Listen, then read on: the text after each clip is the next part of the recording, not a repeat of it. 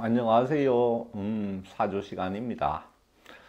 나 자신과 나의 인생, 그리고 가족과 가족들이 갖고 있는 인생, 그 인생길이 어떻게 전개되어 있는가를 정확하게 알 수 있는 이 사주라는 역학을 통해서 이렇게 살펴보고 있습니다. 오늘 이 시간에는 내가 극복하는 오행이 많다, 사주에서.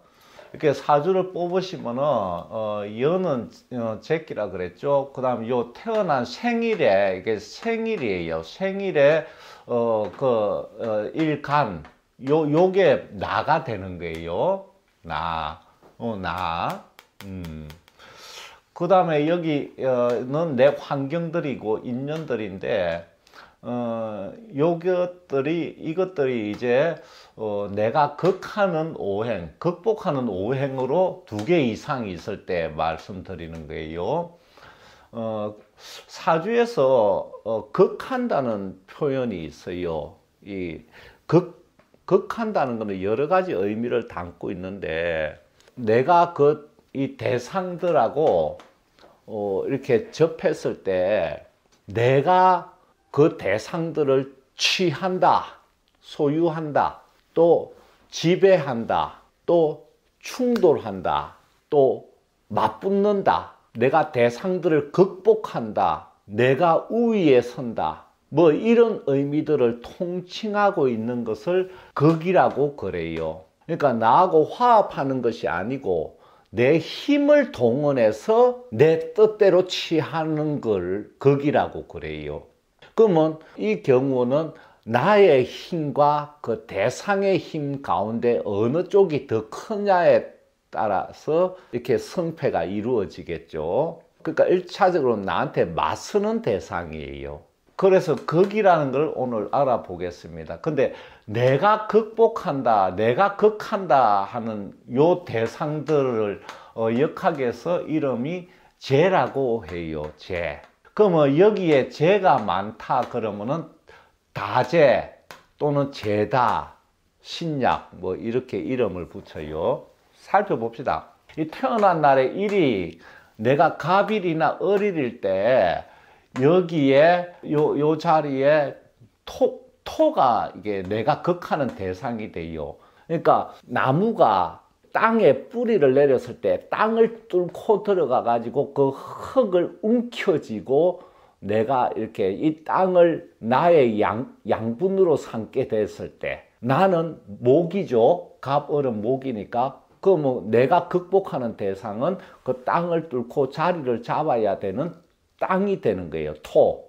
그래서 내가 갑이나 을일에 태어났을 때 나머지 5개 중에 토는 무토, 기토, 진술, 충미, 이게 토지 않습니까? 이게 2개 이상이 있을 때 이 대상들을 재라고 하는 거예요.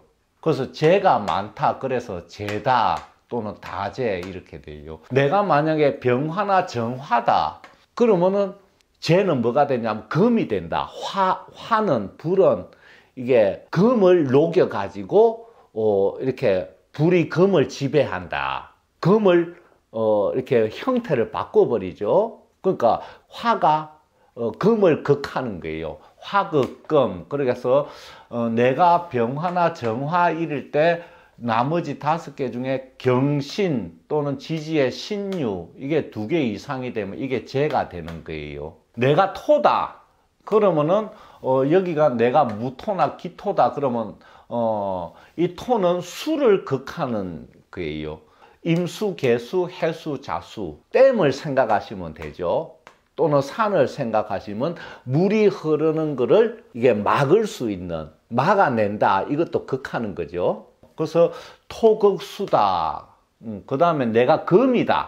그러면 내가 경금일이나 신금일이고 나머지에 목이 많다. 왜냐하면 금은 목을 극하니까. 이 새와 목이 붙으면은 목이 꺾이잖아요. 그러니까 금극목이라. 그 다음에 임수나 개수일이다. 내가 수다. 그러면은 이 물은 이게 불을 꺼뜨려 버리니까 이렇게 병정사오 화가 있을 때 이 대상들이 제가 되는 거예요. 그럼 뭐 대충 이해하셨죠? 사주 뽑아가 찾아보면 되니까.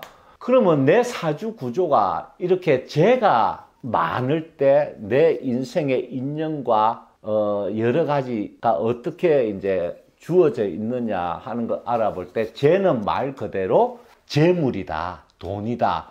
흔히 내 사주에 돈이 많다더라 할 때 보면 이 재가 많은 것을 표현을 해요.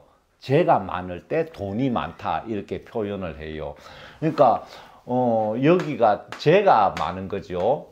그런데 많이 있어. 그런데 문제는 그것을 내가 취해야 되는데, 취한다는 건 현실에서 나한테 붙어있는 재물을 현실화시키는 거거든. 그러면 재가 많다면 재의 힘이 강하단 말이야. 그러면 나와 재가 서로 힘겨루기를 하는 거예요. 재가 나보다 힘이 강하면 어떻게 돼요? 돈이 나를 끌고 다니면서 붙잡히지는 않아. 나보다 힘이 강하니까. 그러니까 재가 나를 끌고 다니는 꼴이 돼. 여기에 재가 2개 이상이 있으면. 근데 나도 힘이 강하다. 내가 재보다 힘이 강하거나 또 나를 끌고 다니고 있는데 내가 어떤 순간 힘이 주어져가 그 재를 콱 취했을 때, 그때는 현실적으로 돈을 많이 벌게 되는 거예요. 그래서 내 사주에 돈이 많다 할 때 살펴야 될 것은 이 많은 재의 힘을 내가 현실화시킬 수 있는 힘이 있느냐를 살펴야 됩니다. 그러면은 보세요. 나는 일간이 난데 이 강한 재의 힘을 현실화시키려면 힘이 보태져야 되는데, 그러면 어떤 노행이 있어야 되겠어요? 제일 첫 시간에 배운 나와 같은 노행. 그죠? 나와 같은 노행은 나하고 뭉쳐지니까 이게 강한 재를 확 취할 수 있다. 또는 나에게 힘을 주는 노행. 인수지요. 나중에 하겠습니다만. 이렇게 운에서 이렇게 나와 같은 노행이 올 때 이 재들이 나한테 붙잡히면서 크게 성공을 물질적으로 하게 되는 거예요. 그런데 안 그럴 때는 재가 나를 끌고 다니면서 돈 벌어야지 하지만 이 재가 나보다 힘이 강하기 때문에 내가 돈을 취하지를 못해가지고 이렇게 돈이 없게 되는 상황이 지속이 되는 거예요. 그러면 나의 힘을 키운 만큼 재가 내 것이 된다. 그 힘이란 것이 무엇이냐면 정신력과 영역이다. 나의 정신력과 영역을 키울수록 여기에 있는 재를 내 것으로 현실화할 수가 있다. 그래서 내 사주에 돈이 많다더라. 한번 언제 버나 한번 대운을 보면은 나와 같은 오행이 오는 시기거나 나에게 힘을 주는 오행이 왔을 때가 돈을 버는 시기고, 나머지는 뭐다? 돈에 끌려다니면서 금전적으로 힘들게 되는 시기다 하는 거를 이거는 쉽게 알 수가 있어요. 그래서 재가 강할 때 이게 이제 사주에 재물복이 많다 그러는데, 복이 많아도 현실화시키는 것은 나의 힘과 정신력에 달려있다 하는 게 이제 포인트가 됩니다. 그러면은 이게 그걸 하는데 이 원리들은 제가 나중에 음양오행의 근본 이치를 설하면서 다 알려드릴 테니까 일단 이렇게 아시고, 남자의 경우를 보면은 재가 무엇에 해당되느냐 하면은 부인에 해당이 돼요. 그러면 남자한테는 부인에 해당되는 게 재니까 이 옛날부터 이 재는 건강, 수명, 부인, 아버지, 또 여자한테 시어머니, 이 5가지가 몽탕 재로 해놨어요. 그럼 뭐냐면 이것이 상호 이렇게 이게 비율이 바뀐단 말입니다. 그러면 남자한테는 이게 재가 부인에 해당된다. 그러면 어떻게 알 수 있어요? 만약에 재가 3개다 그러면은 부인의 힘이 나보다 강하다. 그러면 어떤 현상이 일어나느냐? 괜히 부인이 무섭고 부인의 말에 주눅이 들고 이거 어기면 뭐가 안 좋을 것 같고, 그래서 공처가가 많다. 부인의 힘에 강하니까 내가 부인의 힘에 끌려가는 거야. 그래서 재가 많은 남자는 자칫 공처가가 되기 쉬우니까 어떤 여자하고 결혼해야 돼? 좀 순하고 부드럽고 좀 기가 약하고 이렇게 좀 남편 말 선천적으로 좀 잘 듣는 그런 성품의 여자하고 결혼해야지 부인한테 안 눌려 살 수가 있게 된다. 그래서 이 죄가 많은 남자 같은 경우에는 이렇게 부인의 힘이 강하다. 그런데 용케 대운에서 나와 같은 오행이 와가지고 이게 사업이 갑자기 잘 돼가 그 시기에 돈을 많이 벌었어. 그러면 어떤 현상이 일어나냐? 남자한테 쟤는 부인이기도 하지만은 또 다른 여자이기도 하거든. 그러면은 그 돈을 벌었으니까 다른 여자들이 그 돈을 보고 달라붙거나 또는 내가 그 돈으로 여자들하고 놀면서 어떤 현상을 겪을 수 있다? 이게 불륜에 빠져가지고 부부 사이가 이게 아주 꼬일 수 있는 위험이 있다. 남자 같은 경우에는. 이게 실제로 많습니다. 이 하나가 부인인데 또 다른 죄가 있으니까 다른 여자가 될 수가 있거든요. 그래서 남편이 만약에 사주 구조가 이렇게 죄가 많게 돼 있다. 그럼 부인은 남편 보고 돈 많이 벌어 오세요 하는 말은 어떤 말이 된다? 바람 많이 펴세요 하는 말하고 사실은 같은 의미가 된다. 그럼 같은 의미로 말해놓고 바람 피면 왜 난리쳐? 그래서 또 여자의 힘이 강하니까 부인한테 부담을 많이 느낀다. 그래서 또 다른 여자한테 눈이 돌아가기도 해.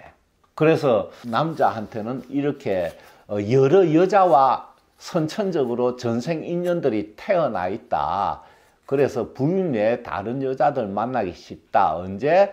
돈 없을 때는 여자들이 그 전생 인연이 이제 만나지도 결합 안 해. 돈 없으면. 그지요? 그러니까 돈을 벌고 나서 불륜을 해가지고 이제 부인하고 헤어지거나 난리치는 케이스, 대표적인 사주 구조가 이렇게 죄가 많을 때 이게 생기는 현상이다. 그러면 부인은 이 위험을 피하려면 어떻게 해야 돼? 남편을 24시간 감시한다가 아니고 돈을 조금만 돈을 많이, 돈에 대한 탐욕이 끝이 없는 이런 상태니까 지금, 많이 벌어오라면 다른 여자 만나도 된다는 같은 의미가 들어가 있으니까 안 되고, 하여튼 많이 못 벌어오면은 대신에 부부 사이는 안전하고, 많이 벌면은 이렇게 남편을 다른 여자하고 나눠 가져야 되는 게. 그러니까 돈 많이 벌어오라고 하면 안 돼요. 이런 사주구조 남편을 만났으면. 아니, 남편이 다른 여자하고 놀든 말든 나는 돈으로 내가 즐기면서 살 거다. 이러면 돈 많이 벌어오세요. 그럼 돼. 근데 그게 아니면은 그런 얘기 하면 안 됩니다. 안 그래도 평소 때 죄가 강해가지고 남편이 끌려다니면서 경제적으로 힘들어 하는데 돈 많이 벌어오면 스트레스가 배가 돼가 마누라가 왼수가 된단 말이야. 조심해야 돼요. 그 다음에 이제 여자 같은 경우에는 이 죄가 시어머니에 해당이 돼요.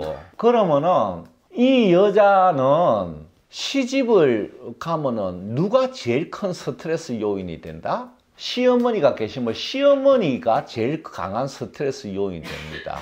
이 시어머니로부터 강압적으로 이렇게 당하는 이런 경우가 여자가 이제 이 구조로 돼 있을 때예요. 시어머니 힘이 세력이 강하다 보니까 자기가 약해가지고 이렇게 이제 시어머니 때문에 못 살겠다 하고 남편하고도 연이어 불화가 일어난다. 왜냐하면 시어머니는 아들을 생하니까 이게 내 편이 될 수가 없게 돼 있어. 그죠? 시어머니는 남편을 생하지. 앞에서 생을 배웠지만 그래서 내 편이 안 돼. 그러면은 이게 시어머니 영향이 강하니까 이게 시어머니 돌아가실 때까지 순종하고 살거나 안 그러면 좀 멀리 떨어져서 살아야지 좀 그래도 스트레스가 덜하다. 이게 안 그러면 시어머니로부터는 압력이 위험 요소가 된다. 그러면 예를 들면 이런 여자다. 어떤 집안하고 결혼해야 돼? 첫째는 시어머니가 안 계시면 좋지. 그러니까 자기가 결혼을 했을 때 그 시댁에 어떤 대상이 가장 스트레스 요인이 되어 있는가는 태어날 때 이미 전생 인연관계에 의해서 정해져 있다.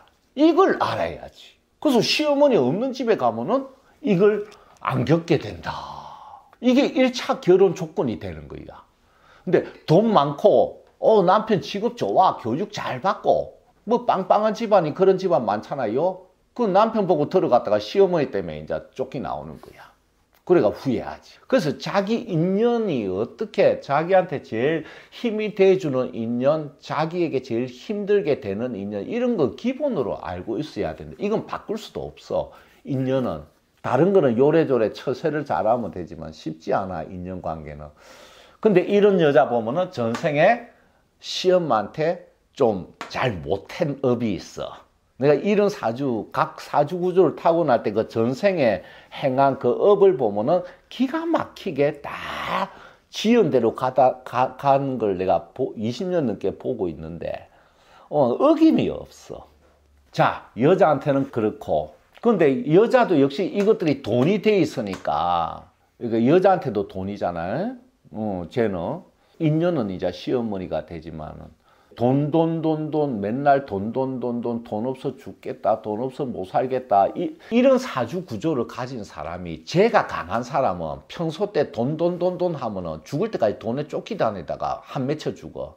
좋은 대운이 올 때까지 잘 견디면서 정신 힘을 키우다가 좋은 대운 때 한번 쇼부를 봐가지고 이걸 확 현실화 시켜야지. 맨날 돈 하고 막 번뇌망상이 심하면 내 힘이 흩어지거든? 그러면 좋은 대운에서도 이 죄를 못 취한단 말이야. 내 힘이 흩어져 있기 때문에. 그래서 돈에 대한 가치관이 인생을 결정짓는 그런 사주 구조가 이렇게 죄가 많은 사주 구조다 하는 거. 그 다음에 남녀 공이 아버지에 해당된다, 이 죄가. 왜 그러냐면 아버지가 주로 옛날부터 벌었고 유산을 물려줬잖아. 아버지가 벌어오는 걸로 크고. 그러니까, 그런데 이제 이 죄가 강한 사람은 아버지의 힘이 그만큼 크다 하는 것을 알 수 있고, 그러면 성장할 때 누구 영향을 제일 받는다? 아버지의 영향을 무의식에서 제일 많이 받는다. 그런데 문제는 뭐냐면 아버지의 힘이 커가지고 나한테 부담이 된다. 내가 극복 못하고 아버지로부터, 특히 사춘기 때 더더욱 그렇죠.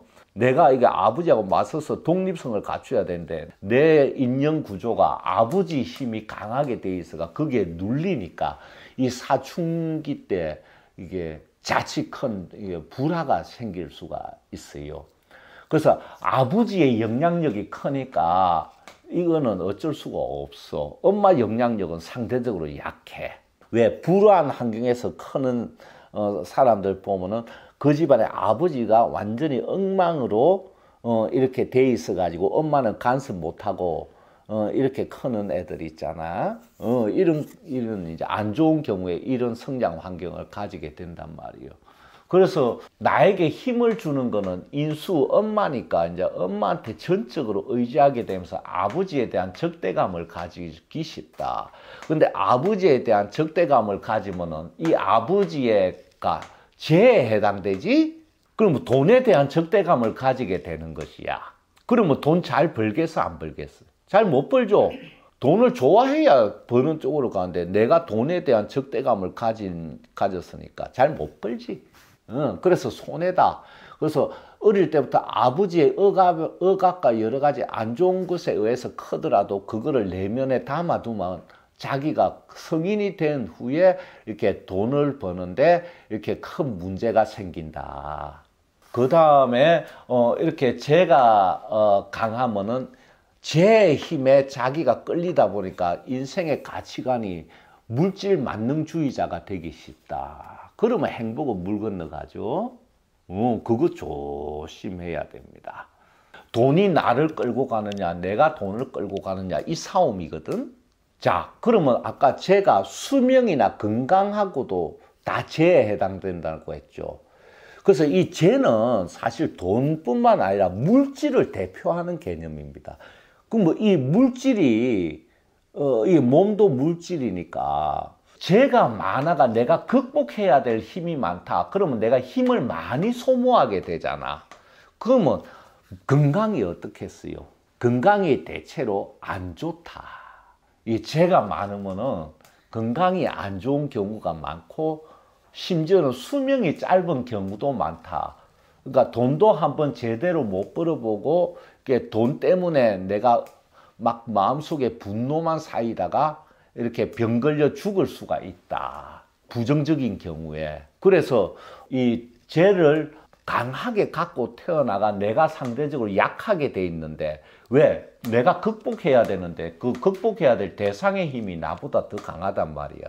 그럼 이렇게 태어나 있다 내 애가. 그럼 어떻게 해야 되겠어?